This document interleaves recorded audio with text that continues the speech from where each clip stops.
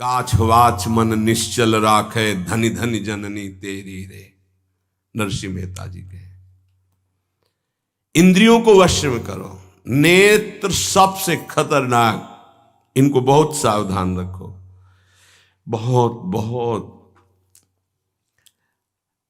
ये चंचलता, नेत्रों की चंचलता। भगवत चर्चा हो रही तो हो सकता है शब्द ना सुन पाओ, लेकिन विषय चर्चा हो रही है तो आप 10-5 हाथ दूर होगे तो भी श्रवणेंद्री पकड़ लेगी क्या बातें हो रही। निंदा, स्तुति, विषय चर्चा। इंद्रियों को शासन में रखो, इंद्रियों को वश में करो, क्योंकि ये ज्ञान विज्ञान का नाश करने वाले महापापी काम इन्हीं के वशीभूत होकर तुम्हें नष्ट करते। मार डाल इस पापी को। भगवान कहे पाप मानम प्रजहेनम ज्ञान विज्ञान नाशनम।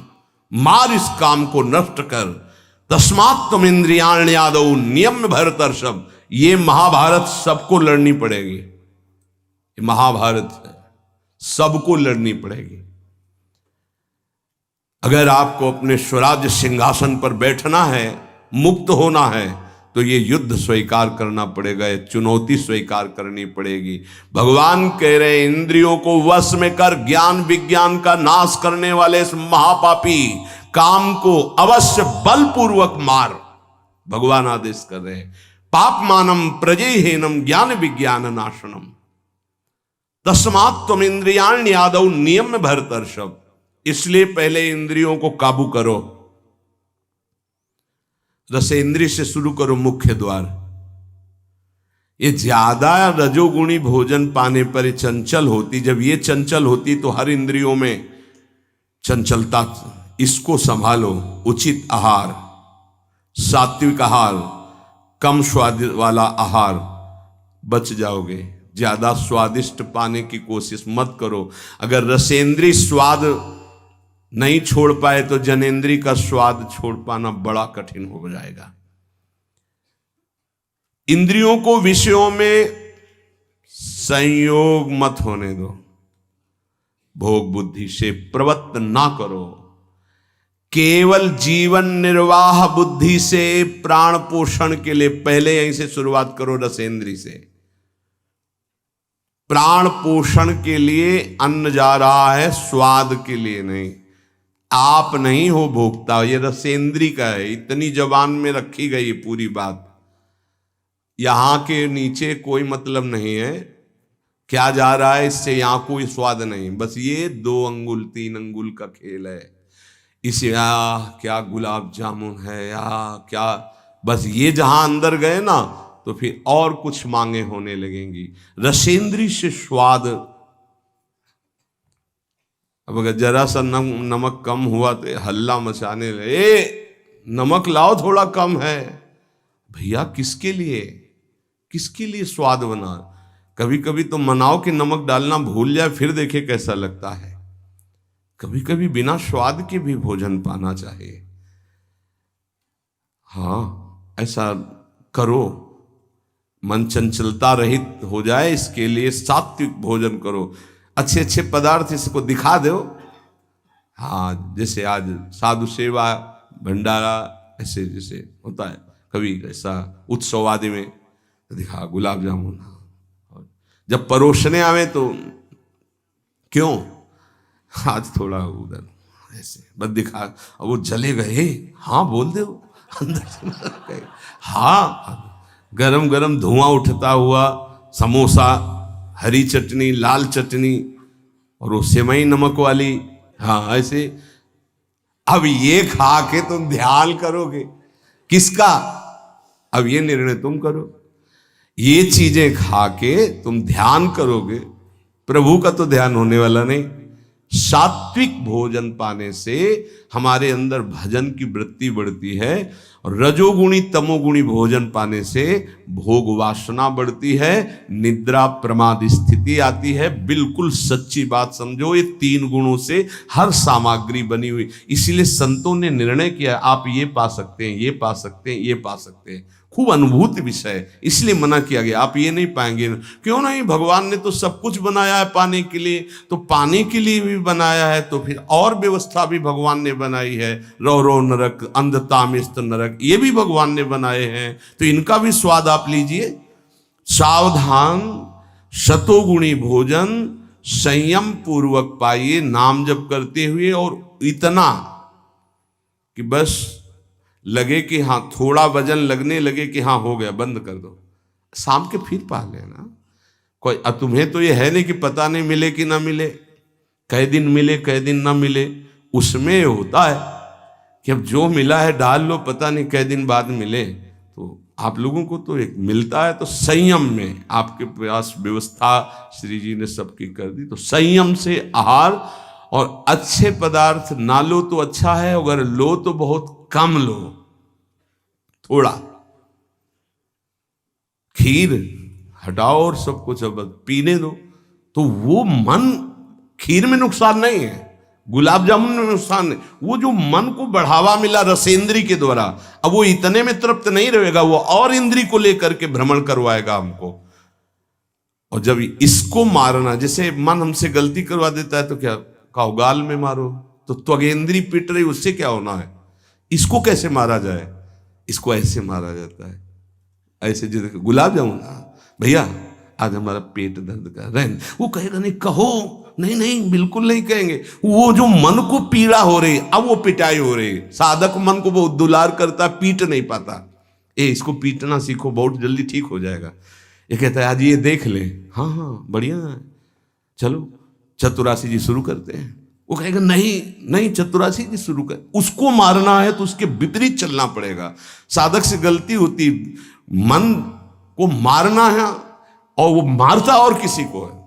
आज ये नहीं कहे, आज ये नहीं, आज ऐसे नहीं, आज अच्छा। मान लो आप परिक्रमा दे आए, तो शरीर को पीड़ा पहुंच रही, मन को कोई फर्क नहीं पड़ रहा। मन जिसको चाह रहा है वो चीज उसको ना दो तो उसको पीड़ा होती है, और उस पीड़ा को आप अपनी मान लेते हैं, इसलिए दुलार करते हैं। इस रहस्य को समझिए, मन की पिटाई जरूरी है, और ये इतने सुरक्षित रहता है कि इसको दुलार करना होता है, पीटना होता नहीं। इसकी पिटाई है कि ये जब जो मांगे आज ऐसे, तो दिखा दिया कि हाँ देखो ये है, मिलेगा नहीं तुम्हें पाने को, और वो जलन पैदा करेगा। 5 ही मिनट का चांस है, 1-2 बार केवल आएगा ये कि गुलाब जामुन गुलाब जामुन, फिर बाद में तो मिलना। और रोज कौन मिलता है, हाँ नहीं कोई बात नहीं है, धैर्य रखिए। और अगर वहां सब कुछ बना हुआ साथ में केवल खिचड़ी, तो खिचड़ी परोसा लीजिए, और वो जलेगा, आप देख लेना वो जलेगा। ऐसा क्यों कर रहे हो, इसलिए कर रहे हैं कि हमें श्री जी चाहिए। बदमाश, तुझे हम जो दे, फिर इसके बाद हमसे और मांग करेगा। संतों ने इसको ऐसे बस में किया है। बहुत कठिन, बहुत कठिन है। अगर सामने से मिठाई प्रिय है और वो निकल जाए, आप परोसाओ ना, तो आप देख लो, कामा संजायते क्रोधा, भौं चढ़ जाएगी अपने आप से। कितनी बड़ी चूक हो रही है। परम पद फीका लगेगा, गुलाब जामुन मीठा लगेगा, ये बहुत बेईमान है। आप इस बात से समझ, मतलब सावधान रहें कि इसकी चाल में ना फंसे, इसकी पिटाई जरूर करनी है। मन कहां से पीटा जाता है, इसकी मांग को ना कर दो, बस इसकी पिटाई शुरू हो गई। ये कह रहा है ये चाहिए, उसके विपरीत नहीं। अब वो जलेगा, जलेगा, पवित्र हो जाएगा। और उसने मांगा, वो आपने दे दिया, अब वो और मांग रख देगा, वो आपको परेशान कर।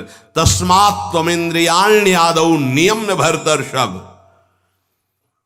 हे अर्जुन, ये राग पूर्वक जब किसी वस्तु को पाता है। अच्छा, और दूसरा उपाय, गुलाब जामुन पाना है, हाँ, या 5 गुलाब जामुन देना, थोड़ा नमक ले आना, और शांति।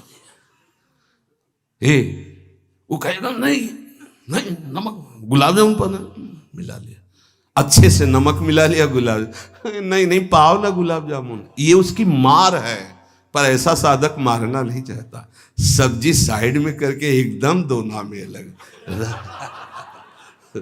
रस सहित जे ही ऐसे किया, पूरा फूटा मुंह में। तो अब वो मन का पोषण हो रहा है। हर वस्तु का ऐसे ही, सब हर विषय का सेवन ऐसे ही है। तो अब अपने लोग मन को तो समझ नहीं पा रहे, उसको पीट नहीं पा रहे, वो हमको फंसा के पीटता चला जा रहा है। बहुत पीटता है, देख लो, बहुत पीटता है मन, बहुत इसकी पिटाई चाहिए। कोई गुरु कृपा पात्र इसको पीटना शुरू करता है, यही उसकी पिटाई है कि इसके विपरीत चलो, जो मांग इसकी हो रही है उसके विपरीत चलो। जैसे बहुत बढ़िया स्वादिष्ट सब्जी बनी है, अब उस खीर भी परोसेगी तो खीर और सब्जी दोनों को मिला दो, न सब्जी का स्वाद न खीर का स्वाद, 2 रोटी 3, वो जलेगा कि यार तुम कैसा क्यों कर रहे हो, बस तुम कर लो ऐसा तो रसेंद्री ठीक हुई तो सब ठीक हो जाएगा। शास्त्रों में वर्णन किया गया धैर्यवान वही है जो रसेंद्री और जनेंद्री को, बस 2 इंद्रियों की चर्चा हुई और तो सब अपने आप हो जाएंगी।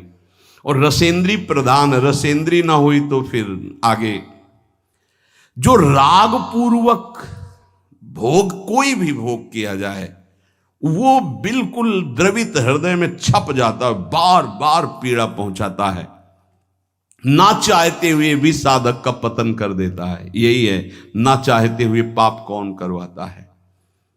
आहार का बहुत बड़ा फर्क पड़ता है। अगर हम आहार पर संयम कर लें तो निश्चित काम पर विजय प्राप्त की जा सकती है। अगर आहार पर संयम ने, उचित आहार से आप देखना खाते खाते मर जाते हैं, लेकिन खाने की इच्छा पूर्ति नहीं होती। यही चमत्कार माया का। 2 रोटी डाल लो फिर भजन देखो कैसा होता है, देख लो ना आप करके।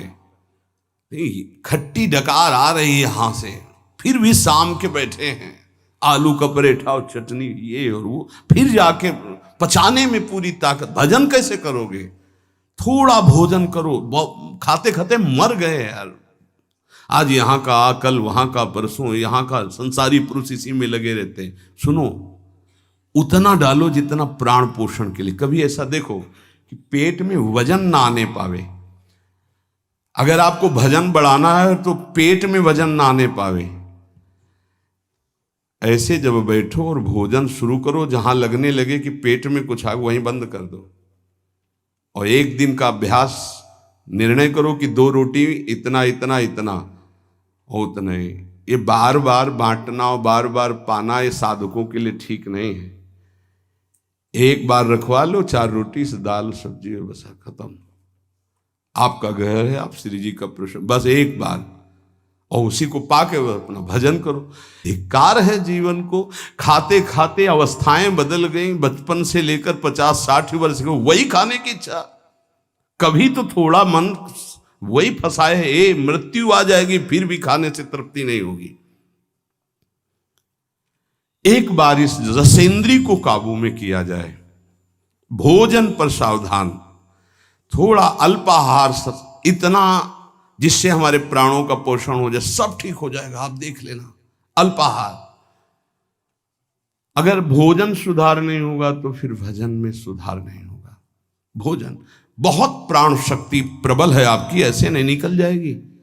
बहुत प्राण शक्ति बलवान होती है। वायु, अन्न, जल उचित चला गया तो खूब साधना बनेगी। इसलिए कोई भी वस्तु राग पूर्वक सेवन न की जाए। ये ज्ञान मार्ग, भक्ति मार्ग, जो मार्ग के उपासक, उनको इस बात पर विशेष ध्यान रखना, चाहे गृहस्थ हो चाहे विरक्त हो।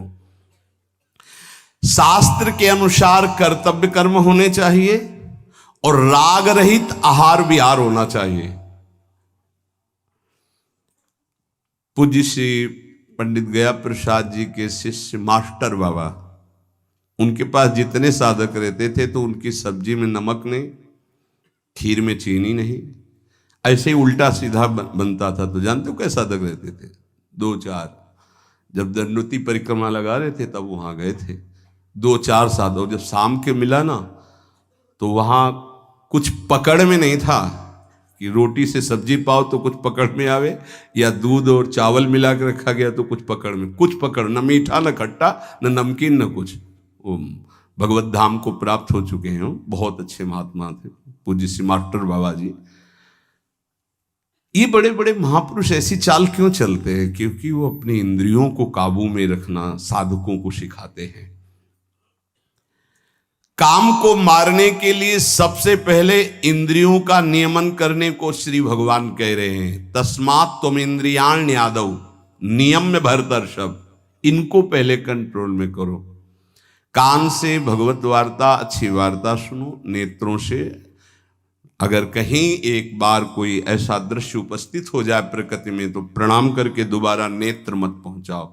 जहां आकर्षण हो वहां बार बार नेत्र मत पहुंचाओ।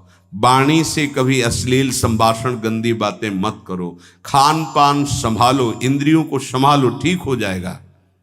जब तक साधक इंद्रियों को संभालता नहीं तब तक उसकी दृष्टि भगवान की तरफ न रहकर भोगों की तरफ होगी। आज ये बनेगा, अच्छा, और पहले से संकल्प मन बना लिए इस में तो ये ज्यादा नहीं। तो ऐसा है कि आप जो चाहो जितना ले सकते हो। हाँ हाँ, खुली छूट है। इंतजार हो रहा कब वो 11 बजे, कब 12 बजे। ये संकल्प विकल्प को मारना है। कभी कभी ऐसा कर लिया करो, ज्यादा मन तैयार हो गया ना कि आज तो उत्सव है, बहुत गोल कर दिया, आज उपवास करेंगे हम, तो सब मत करना, नहीं तो गड़बड़ हो जाएगा। अलग अलग उत्सव में एक एक दो दो आज नहीं पाएंगे, आज भूखे रह करके रहे। फिर आप देखो जो आपको मन जलन पहुंचाएगा वही मन को अधीन करने के बिना इसके अधीन नहीं होने वाला। ये भी बात समझ लीजिए, यहीं से अधीन किया जाता है। जैसे अपने लोग अब सावन भर केवल गंगा जल पी कर रहेंगे, जो भगवान शिव की उपासना गंगा किनारे सावन खूब आराम से 2 4 5 दिन शिथिलता होती है, इसके बाद वो शरीर उसी ढांचे में ढलने लगता है और गंगा जी में सब सामर्थ्य विराजमान है। सही, कभी हम अपने शरीर को शक्तिहीन अनुभव नहीं किया। गंगा जल में इतना पावर विराजमान है, ऐसे पदार्थ विराजमान है। उस समय जब गंगा जल ही केवल बहुत सामर्थ्य उसमें, कभी ऐसा नहीं लगा। जब गंगा जल पीते थे तो लगता साक्षात माँ का दूध पी रहे हैं, एक विशाल अंदर से उत्साह प्रकट होता था। 2 4 दिन के बाद शिथिलता खत्म हो जाती है और वो शरीर पचाने लगता है। जो अन्न की मांग करता है वो धीरे धीरे शांत होने लगता है। मनुष्य की प्रवृत्ति इंद्रियों की मांग को पूरी करने में है। आज तो घर में नहीं, आज चलते हैं होटल में खाएंगे, यहाँ के नहीं, गाड़ी में बैठे आज छठी करा वाले होटल, ये क्या है आज वहां, ये है क्या? अरे बोले जिंदगी का यही तो लाभ है। तो भैया ये जिंदगी का लाभ नहीं है, ये जिंदगी के लाभ को नष्ट करने वाली हानि है। शतोगुणी सात्विक भोजन बना के भगवान को अर्पित करके प्राणों का पोषण करो।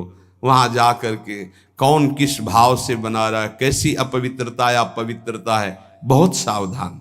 सबसे पहले काम इंद्रियों को फंसाता है, जिससे उसमें विषय की कामना होती, फिर काम मन को अधीन करता है, फिर बुद्धि को अधीन करता है, और ये सब 1 सेकंड के कम हिस्से में हो जाएगा। एकदम फैल गया कि तुम्हें विचार करने का अवसर नहीं मिला। परंतु जो साधक इंद्रियों की कामनाओं में ही ब्रेक लगा दिया, भगवान कह रहे वो भावपूर्वक कर्तव्य का चिंतन करता है, नहीं, ऐसे साधक को शीघ्र भगवत प्राप्ति हो जाती है। ध्यान दीजिए, सबसे पहले इंद्रियों में ही काम पैदा होता है और विषय को विषय आकर्षण करता है। और विषय जब कामना पैदा होती तो विषय कर्म करने की चेष्टा होती, कोई भी कामना किसी भी इंद्रिय की, और जो विषय कर्म में फंस जाता है उसका पतन हो जाता है। और जो उपासक इंद्रियों की चाह को, कामना को पूर्ण नहीं होने देता, वो उसको कर्तव्य का बोध होता रहता है। जो अपने कर्तव्य का बोध करता है, मेरा कर्तव्य क्या है, वो शीघ्र ही अपना उद्धार करने में समर्थ हो जाता है, भगवत प्राप्त हो जाता है। एनम ज्ञान विज्ञान नाशनम, ये ज्ञान विज्ञान का नाश करने वाला काम है। तुम्हारा कितना भी अनुभव ढक देगा, कितना भी बुद्धि आपकी प्रवीण हो, बड़े बड़े जवाब देने वालों को लाजवाब कर देता है। ऐसा है, काम ऐसा है कि बहुत जवाब देने वाले को जवाब रहित कर देता है। उसका उत्तर नहीं दे पाओगे जब काम तुम्हारे अंदर प्रश्न करेगा। विज्ञान अनुभव साधना का सब ढक देगा, ज्ञान विज्ञान दोनों को। तत्व ज्ञान का यहां बात नहीं है कि ज्ञानी का शब्द है शास्त्र ज्ञानी से, बोध संपन्न महापुरुष से नहीं स्वात्मारामम विषय मृग तृष्णाम भ्रमयति। यहां भक्त जो अभी साधन काल में है, प्रेमी भक्त के नहीं, दो को कोई परास्ती नहीं कर सकता। प्रेम लक्षणा भक्ति से युक्त महापुरुष और तत्वबोध महापुरुष, ये ज्ञानी शास्त्र ज्ञानी, और ये भक्त अभी साधन मार्ग का। कामना संपूर्ण पापों की जड़ है, पाप मानम ही प्रजय, इसलिए कामना उत्पन्न होते ही पाप क्रिया में रुचि हो जाती है। आगे चल करके वो इतना अंधा हो जाता है कि सतमार्ग छोड़ करके पाप कर्म में ही लग जाता है। बहुत बहुत डरावना विषय, बहुत भयावह विषय है। भगवान इसलिए काम को महापापी बता करके आज्ञा करते हैं कि साधक इसको अवश्य मार डाले। पाप मानम प्रजयहीनम ज्ञान विज्ञान नाशनम। तो जो आदेश कर रहे हैं वही सामर्थ्य देंगे, इसलिए इन्हीं की शरण में होके इनका नाम जप करो और इंद्रियों की चाह के विपरीत चलो तो मंगल हो जाएगा।